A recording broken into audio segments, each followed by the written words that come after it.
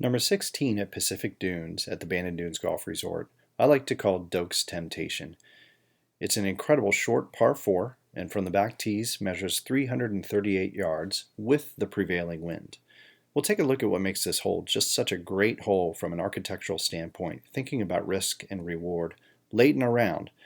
If you're playing match play, it's an incredible short par 4 that gives you an opportunity to really outthink your opponent.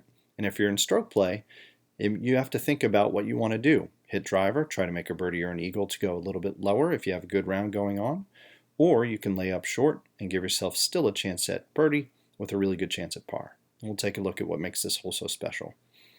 As you can see from the aerial point of view, the back tee box, 338 yards, gives a nice wide landing area for the layup, which we'll talk about in a second.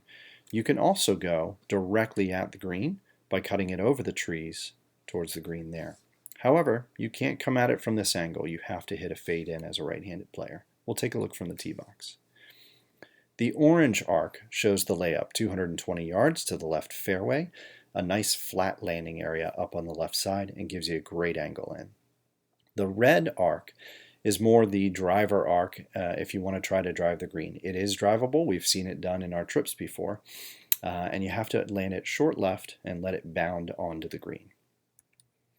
The landing area is really interesting. Short left with your layup, really flat, gives you a great angle for a 90 to 110 yard wedge shot. If you do get aggressive, take a look at the right side and all the undulations, all the different hollows, and all of the rough on that right side. What you don't really see here is the scale of how high up that green is versus the low point short and right of the green. That's what makes drivers such a risky play here. If you get down there, you can have some trouble. We'll take a closer look at the green.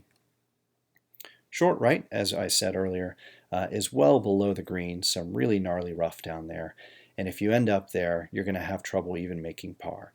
As well as back left, a really deep bunker. You got to avoid that one.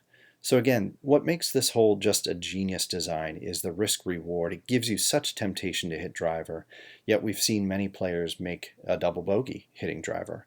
Whereas the prudent play is to hit it 220 down the left, wedge on, and try to make your putt for birdie. That's why I call this hole Doak's Temptation.